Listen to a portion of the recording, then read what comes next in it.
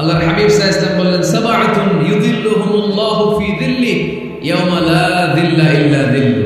7 শ্রেণীর ব্যক্তিকে আল্লাহ তাআলা কিয়ামতের দিন আরশের নিচে ছায়া দিবে, যেদিন আল্লাহর আরশের ছায়া ছাড়া কোনো ছায়া পৃথিবীতে থাকবে না। সেই দিনটা কি এই দিনের মতো?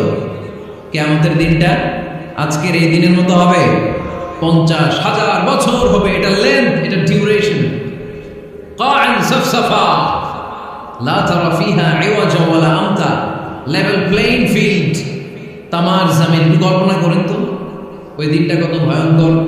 বাবা ছেলেরে চিনবে না, ওই দিন ছেলে বাবারে চিনবে না, স্ত্রী স্বামীকে চিনবে না, স্বামী স্ত্রীকে চিনবে না, পীর সাহেব মুরিদ চিনবে না, মুরিদ পীর সাহেবকে চিনবে না, নেতা কর্মীকে চিনবে না, কর্মী নেতাকে চিনবে না। হায় হায়, ইয়া নাফসি ইয়া নাফসি বলে কাঁদবে। সূর্যটা মাথার কাছে চলে আসবে, সূর্যের তাপে মাথার মগজগুলো গলে গলে নাকের ছিদ্র আর কানের ছিদ্র দিয়ে টপ টপ করে বেয়ে বেয়ে পড়বে। তৃষ্ণায় মানুষগুলো পাগল পাড়া, জিহ্বাটা বের হয়ে নাভি পর্যন্ত ঝুলতে থাকবে। সেদিন সবাই পাগলের মতো ছুটতে থাকবে, কোনো ছায়া নাই আল্লাহর আরশের ছায়া ছাড়া। আল্লাহর হাবিব বললেন, 7 শ্রেণীর ব্যক্তিকে আল্লাহ তাআলা আরশের নিচে ছায়া দিবেন। এর মধ্যে 1 শ্রেণীর ব্যক্তি রাজুলুন কলবুহু মুআল্লাকুন বিল মাসাজিদ, ওই ব্যক্তি যার হৃদয়টা সবসময় আল্লাহর মসজিদের সাথে লেগে থাকে। মসজিদের সাথে যার হৃদয় লেগে থাকে তাকে আরশের নিচে ছায়া দিবে কে? এজন্য মসজিদের সাথে যেন আমাদের হৃদয়গুলো লেগে থাকে। অনেকে দেখবেন এত ভালো নামাজে, জোহর পরে টেনশন করে আসরটা কই করব, আসর করে চিন্তা করে মাগরিবের সময় আমি কোথায় থাকবো, মাগরিবের সময় টেনশন, এশাটা হয়ে গেলে তো শেষ। এরকম লোক আছে না নাই? এদেরকে সেই কঠিন ভয়াবহ দিনে আরশের নিচে ছায়া দিবে কে? তারপরে মসজিদ, আমাদের 4 নম্বর পদ্ধতি, মসজিদকে পরিচ্ছন্ন রাখা, মসজিদকে ঝাড়ু দেয়া। মসজিদকে যারা পরিষ্কার করে তাদের হৃদয়ের যন্ত্রণা দূর করে দেয় কে? সাইয়েদনা ইব্রাহিম আলাইহিস সালাম এবং ইসমাঈল আলাইহিস সালামকে আল্লাহ তাআলা আদেশ করেছেন, তাহহিরা বাইতিয়া লিত-তাইফিনা ওয়াল আকিফিনা ওয়ার রুকআই সুজুদ। হে ইব্রাহিম, ইসমাঈল, বাপ বেটা দুইজন মিলে মসজিদ ঝাড়ু দাও। কি ঝাড়ু দাও? মসজিদেরি ঝাড়ু বড়দার ও কমারে হাত শোনো আমার মুনাজাত। পড়েন, শোনো শোনো ইয়া ইলাহি আমার মুনাজাত, শোনো আমার মুনাজাত। পড়েন আমিন। এই মসজিদের কিছু আদব আছে, আল্লাহ রাসূল সাল্লাল্লাহু আলাইহি ওয়াসাল্লাম বলেছেন এই আদবগুলো মেইনটেইন করে যেন আল্লাহর পর মসজিদের সাথে আমরা ব্যবহার করি। মসজিদের 1 নম্বর আদব হচ্ছে মসজিদে ওযুর সাথে প্রবেশ করা। কিসের সাথে?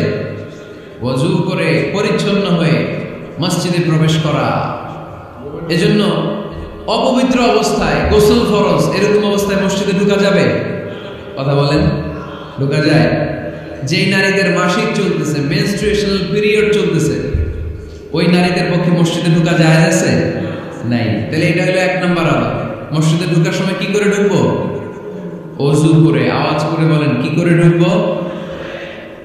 ওযু করে। 2 নম্বর আদব হচ্ছে মসজিদে যাওয়ার সময় সবচেয়ে ভালো জামাটা পরে যাও, সবচেয়ে ভালো পাঞ্জাবিটা পরে যাও। জানতো আপনারা? না সবচেয়ে সিরাটা পরে যাও? হ্যাঁ, অনেকের নামাজের জন্য একটা পুরান জামা আছে, সিরা পাড়া, এটাকে হাত উঠাইলে দিতে দেখা যায়, আছে না নাই? সবচেয়ে সিরা পাড়াটা রাখে নামাজের জন্য, কপাল পড়া। আর সুন্নাতে খাতনার অনুষ্ঠানে গেলে মাশাআল্লাহ লেহেঙ্গা গায়ে দিয়ে যায়, আছে না নাই? না, আপনি কি ইবাদতের জন্য সবচেয়ে সুন্দর জামাটা রাখবেন। এজন্য রব্বুল আলামিন বলেন, ইয়া বানি আদম খুযু যিনাতাকুম ইনদা কুল্লি মসজিদ। ও বনি আদম, তুমি যখন আল্লাহর ঘর মসজিদে ঢুকবা, ও বনি আদম, তুমি যখন নামাজের মুসল্লায় দাঁড়াবা, তোমার সবচাইতে দামি, সবচাইতে সুন্দর জামাটা গায়ে দিয়ে তুমি নামাজে দাঁড়াও। ঠিক কি না? তাহলে এখন মসজিদে যাওয়ার সময় কি গায়ে দিয়ে যাবেন বলেন? খিতা হাবাই, হ্যাঁ মাশাআল্লাহ, হ্যাঁ সবচেয়ে ভালো কাপড়টা আয়রন করে পারফিউম মেখে তারপরে আমরা যাব। রাজি আছেন তো? 3 নম্বর আদব হচ্ছে মসজিদে ঢোকার সময় বাম পা দিয়ে ঢুকতে হয়।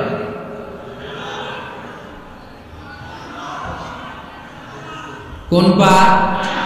আরো জোরে। এদেরকে গুতা মারা লাগে, নাহলে আওয়াজ বাড়ে না। ভলিউম টাইট করতে হয়, ভলিউম হাই করলে আর করে পারে, এমনি বলতে চায় না। ঘটনা কি? হ্যাঁ, খায় নাই। বদরের যুদ্ধ হয়েছিল রমাদানে, কোনো সাহাবী খায় নাই, না খাইয়া একেবারে সাইজ করে দিয়েছে কাফেরদেরকে। আমরা না খেলেও আমাদের হৃদয়ে ইমানি শক্তি আছে না নেই? এই তো বোঝা যাচ্ছে ইমানি শক্তি আছে। এতক্ষণ আসলে কই? তো মসজিদে ঢোকার সময় কোন পা দিয়ে? এগুলো মনে থাকে আমাদের? ভুলে যাই আমরা, খেয়াল থাকে না তো এগুলা? এত কিছু মনের মধ্যে রাখলে এগুলো মনে থাকবে কেমনে? মসজিদে ঢোকার সময় কোন পা? আরো জোরে। বেরোয়ার সময় কোন পা? মনে থাকবে? মসজিদে যখন ঢুকবেন ডান পা দিয়ে ঢুকবেন, আর দোয়া পড়বেন আউযু বিল্লাহিল আযীম ওয়া বিওয়াজহিল কারীম ওয়া সুলতানিহিল কদীম মিনাশ শাইতানির রাজীম। বিষ্ণু সাল্লাল্লাহু আলাইহি ওয়াসাল্লাম বললেন, যে ব্যক্তি মসজিদে ঢোকার সময় এই দোয়াটা পড়বে, শয়তান আফসোস শুরু করে, সে বলে হায় হায়, আজকের দিনের জন্য, সারা দিনের জন্য তো তুই আমার ওয়াসওয়াসা থেকে বেঁচে গেলি, আজকের সারা দিনের জন্য তোরে আমি হারালাম, আজকের সারাটা দিন আল্লাহর পক্ষ থেকে প্রোটেকশন নিয়ে তুই বেঁচে গেলি, আজকের জন্য যা, কালকে তোরে আমি ধরবো। এজন্য এই দোয়াটা পড়ার দরকার আছে না? আউযু বিল্লাহিল আযীম ওয়া বিওয়াজহিল কারীম ওয়া সুলতানিহিল কদীম মিনাশ শাইতানির রাজীম। চারটা বাক্যের দোয়া। মুখস্থ করতে কষ্ট হলে যে ইউটিউবে চলে যাবে আজকে, ওখান থেকে শুনে আপনারা মুখস্থ করে নেবেন, এই দোয়াটা পড়বেন, তাহলে ওই দিনের জন্য শয়তানের ওয়াসওয়াসা, টেম্পটেশন, প্রভোকেশন থেকে আপনি আল্লাহ তাআলার প্রোটেকশনে চলে যাবেন। সুবহানাল্লাহ পড়েন। তারপর আল্লাহর হাবিব বললেন, ঢোকার আগে আমারে সালাম দাও। পড়বেন আসসালামু আলাইকা আইয়ুহান নাবিয়্যু ওয়া রাহমাতুল্লাহি ওয়া বারাকাতুহু। এই দুইটা জিনিস যখন করে ফেললেন, তখন ডান পা দিয়ে পড়বেন আল্লাহুম্মা ইফতাহ লি আবওয়াবা রাহমাতিক। সুবহানাল্লাহ পড়েন। আল্লাহুম্মা ইফতাহ লি, ও আল্লাহ আমার জন্য তুমি খুলে দাও আবওয়াবা রাহমাতিক, তোমার রহমতের দরজা। তার মানে মসজিদে ঢুকলে রহমত পাওয়া যায় কি যায় না?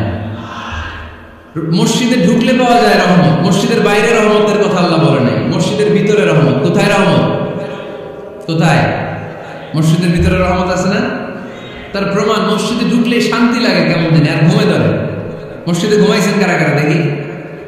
সবাই ঘুমাইছেন? আরে আমি কত ঘুমাইছি।